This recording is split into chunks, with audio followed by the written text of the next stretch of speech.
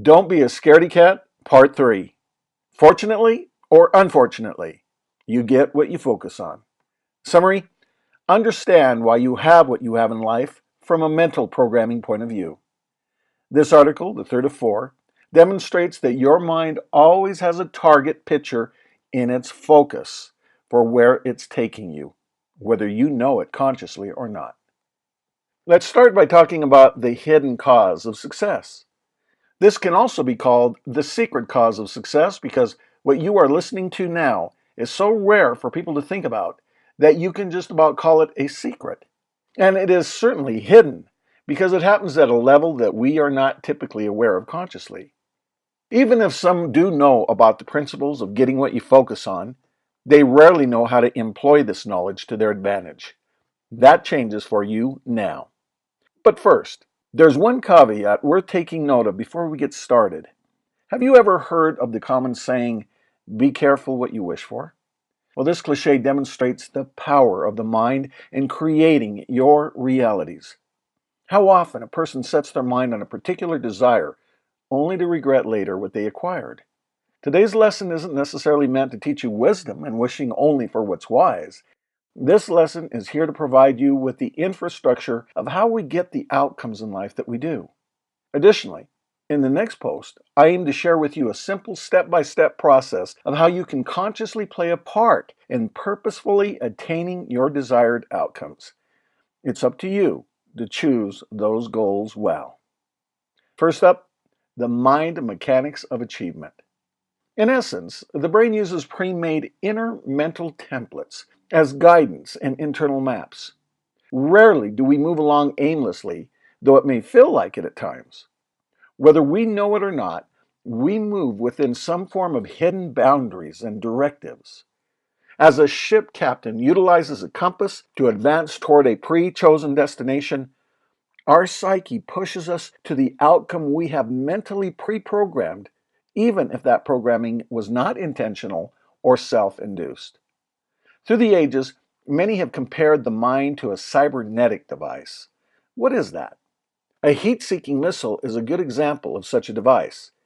Once it's shot off towards its target, the rocket adjusts and keeps moving relentlessly toward the object radiating the most heat. It patiently but consistently follows the target up and down, left and right, until finally, kaboom, the missile finds success. Similarly, your mind has pictures in mind of what to move toward continually. Usually, you're not aware of these quickly, almost spontaneously formed targets made with the mind's eye, but they are surely happening, and not with any effort from us at a conscious level. Your mind gets fixed on a distinct unconscious image. It then does all it can to lead you to the outcome that is the focus of that fixation. It's much like tying a string to a pole that is 20, 100 feet away. It doesn't matter how far it is. Anything you thread onto the beginning of that line, such as a washer or a ring, moves toward that pole as you slide it forward. The other end of the string is fixed onto the inevitable ending. It can't go in any other direction. It remains on its path. Similarly, the mind, sooner or later, reaches its objective because it unconsciously focuses on that end result. That is why we hear the phrases, I got to stay on track, or I'm in a rut, or she is fixated on such and such, or he has a one-track mind. It doesn't matter if it's good or bad, it happens the same way. Both success and failure come from the phenomenon of this subconscious mindset. We simply get what we are focused on at an unconscious level, for better or worse. For example, your mind can be programmed to fixate on the mental image of your overweight parent, or even a visual of an overweight you. It then causes you to move in that direction. You begin to do the things that cause problems with your weight. How did all of this happen?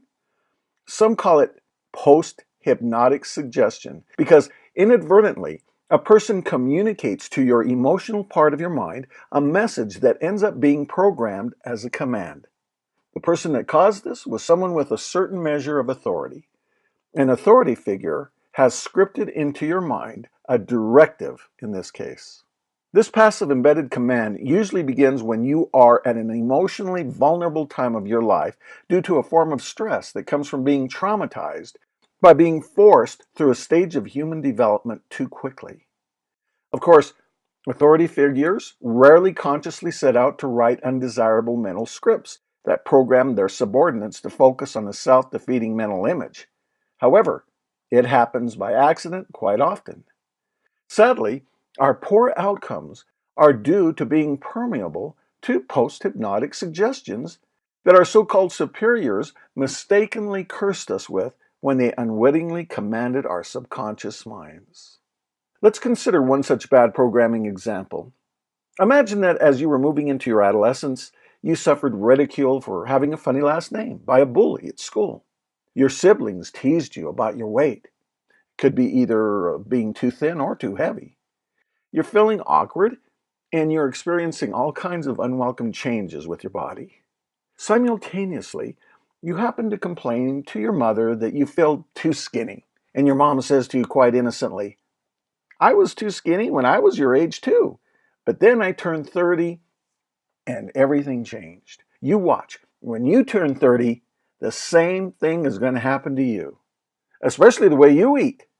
Yep, someday you're going to end up just like me, fat. Your mind is open and impressionable in this type of scenario, so it quickly creates a picture of a future you with a weight problem, just like your mother. With the determination of a cybernetic missile aimed at that bullseye, your mind fixates on that as your ultimate unconscious goal.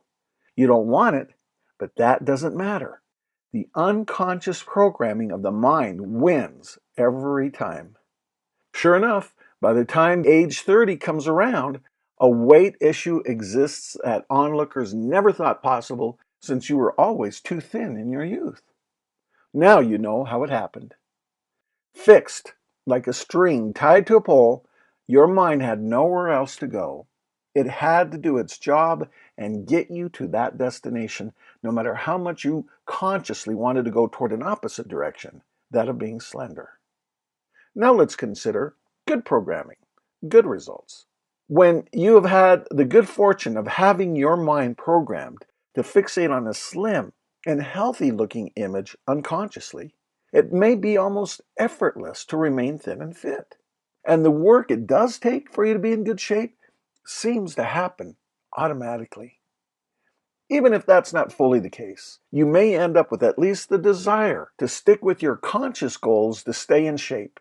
It may even be a challenge you may relish. In this case, staying slender may feel almost like a non-issue for you. You seem to eat what you feel like eating, and yet you keep that impressive figure. Your metabolism works with you along with many other physiological and psychological systems.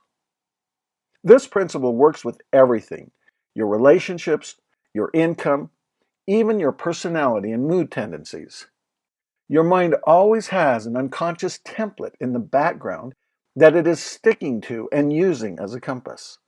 This mind's eye's focus can be called your intent, because everything you have and don't have comes from this hidden fixation. Is there a way to consciously intervene and change our unconscious intent? Yes, you can alter the focus of your mind's eye. What could help you to change your unconscious focus from negative pictures to something more helpful? Watch for the last post in this series, Change Your Focus and Trust Again. In this next training, you learn step by step how to change your internal focus. It's time, once and for all, to take control of your destination. See you then.